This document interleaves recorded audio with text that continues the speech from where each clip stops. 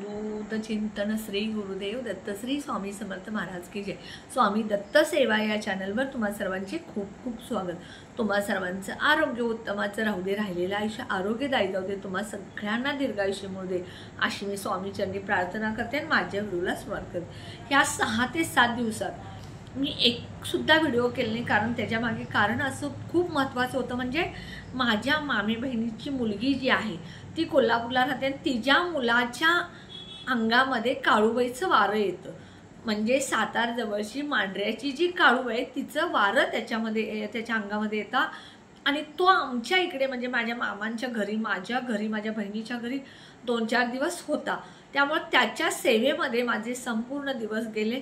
त्यामुळे मी कुठलाही उपाय सेवा तोडगे सांगितले नाही। आता तुमचा ह्या गोष्टीवरती कितपत विश्वास बसतो हे ज्याच्या त्याच्या इच्छेवर अवलंबून असतं, पण माझा काही गोष्टीवरती विश्वास आहे। तर आज मी जे उपाय सांगणार आहे तो उपाय आहे उद्याचा कामदा एकादशीचा। तर बघा, उद्या आहे कामदा एकादशी।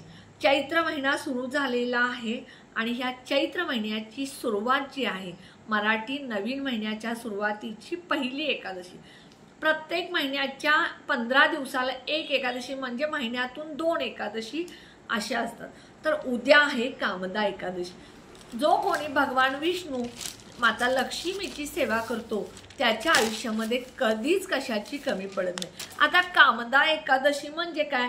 तर काम म्हणजे इच्छा आणि दा म्हणजे देणारी, म्हणजे काम देणारी जी इच्छा एकादशी आहे त्या कामदा एकादशीचे आपल्याला काही उपाय करायचे।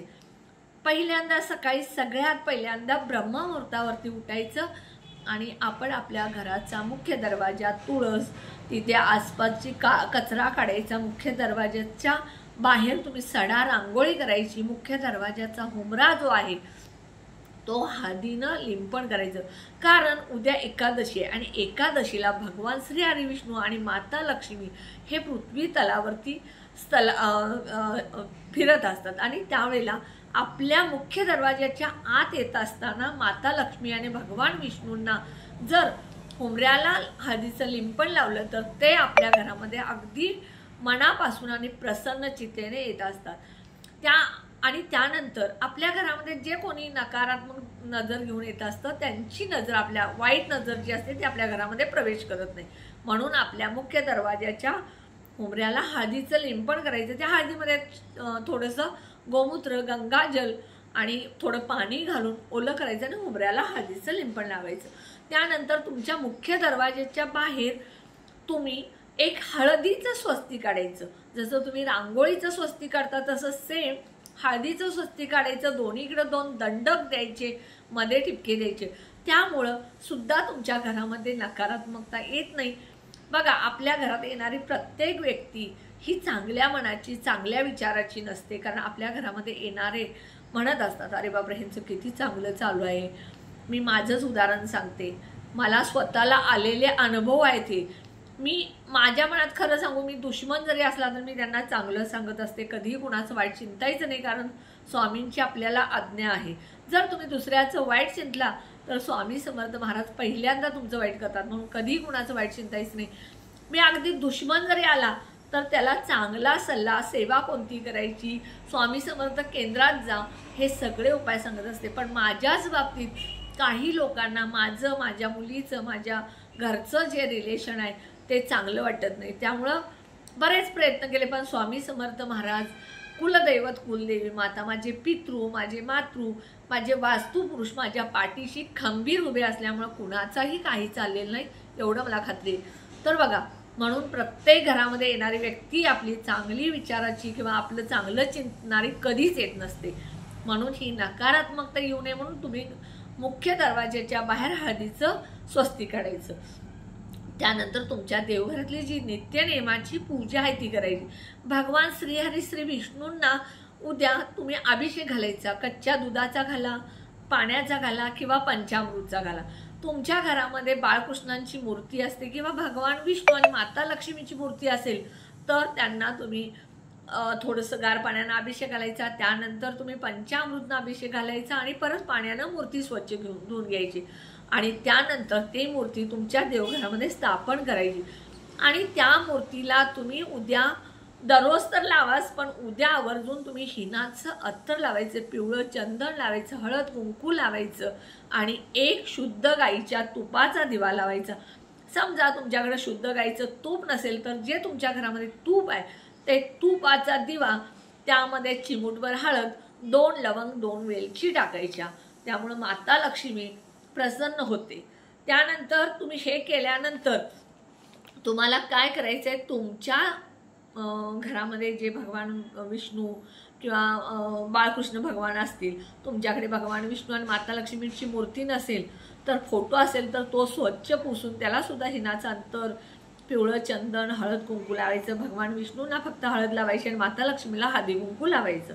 त्यानंतर बघा, तुम्ही 11 किंवा 21 तुळशीची पानं आजच काढून ठेवायची आहेत। उद्या तुळस तोडायची नाही, कारण तुळशीचा उद्या उपवास असतो, त्यामुळे तुळस उद्या तोडायची नाही, तुळशीला पाणी घालायचं नाही, फक्त अगरबत्ती आणि तुपाचा दिवा लावायचा तुळशीजवळ।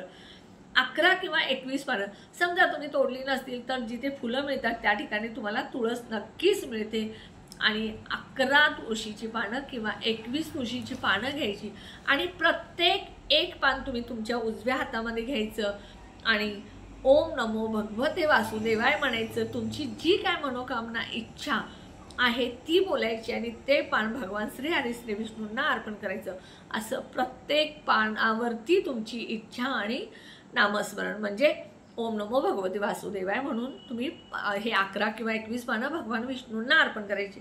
त्यानंतर थोडेसे तांदूळ तुम्ही हळद लावून पिवळे करायचे आणि उजव्या हातामध्ये घ्यायचे, थोडे एक 10, 15 घ्या, 20 घ्या, 25 घ्या, तुमच्या हातामध्ये चिमूटभर येतील तेवढे, आणि त्या तांदूळ हातामध्ये घेऊन तुमची इच्छा बोलायची, तुमची कोणती इच्छा असेल, संतान प्राप्ती असेल, मुलांच्या शिक्षणासाठी असेल, मुलांच्या नोकरीसाठी असेल, मुलांच्या लग्नासाठी असेल किंवा तुमच्या घरातल्या ज्या काही अडचणी, म्हणजे तुम्ही जी इच्छा असेल ती बोलून तुम्ही ते भगवान श्री हरी श्री विष्णू किंवा बाळकृष्णांच्या वरती तांदूळ अर्पण करायचे। त्यानंतर बघा, तुम्ही संध्याकाळी कामदा एकादशीची कथा वाचायची किंवा ऐकायची, यूट्यूबला लावून ऐकला तरी चालेल, तुमच्याकडे कथा असेल तर कथा वाचायची।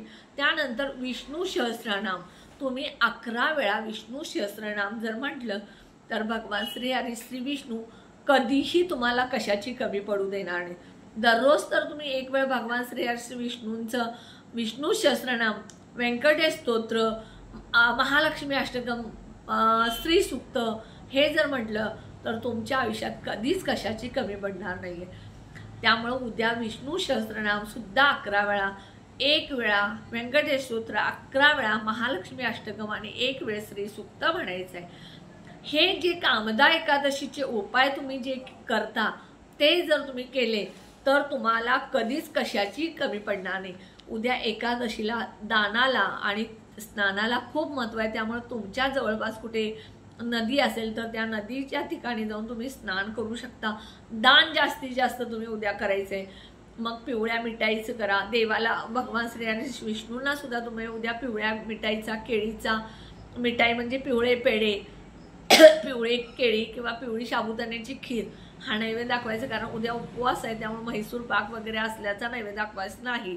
पेढे, केळी किंवा पिवळी ह्याची साबुदाण्याची खीर ह्याचा नैवेद्य तुम्ही दाखवायचं आहे। त्यानंतर बघा, कामदा एकादशीचे व्रत करणाऱ्याला, म्हणजे जो कोणी कामदा एकादशीचं व्रत करतो त्याची प्रेत योनीतून सुटका होऊन स्वर्गाच्या दरवाजाकडे त्याला नेलं जातं, म्हणजे स्वर्गात जाण्याचे दरवाजे त्याच्यासाठी उघडले जातात। त्यामुळे जास्तीत जास्त उद्या कामदा एकादशीचे उपवास करा, उपाय करा, सेवा करा, भगवान श्री हरी श्री विष्णूंची मनापासून सेवा करा। एक शुद्ध गाईच्या तुपाचा दिवा तुम्ही भगवान श्री हरी विष्णूंच्या मूर्तीसमोर लावा, 11 तुळशीची किंवा 21 तुळशीची पानं घाला। त्याचबरोबर उद्या केळीच्या झाडाची, पिंपळाच्या झाडाची सुद्धा तुम्हाला पूजा करायची। हे उपाय तुम्ही नक्की करा। व्हिडिओ कसा वाटला तुम्ही नक्की कमेंटमध्ये सांगा। व्हिडिओला जास्त शेअर करा, लाईक करा, ऑल बटनला क्लिक करा, त्यामुळे माझे छोटे छोटे उपाय सेवा तोडगे करतील आणि जे कोणी माझा व्हिडिओ नवीन बघत असतील त्यांनी माझ्या व्हिडिओला जास्तीत जास्त सबस्क्राईब करा।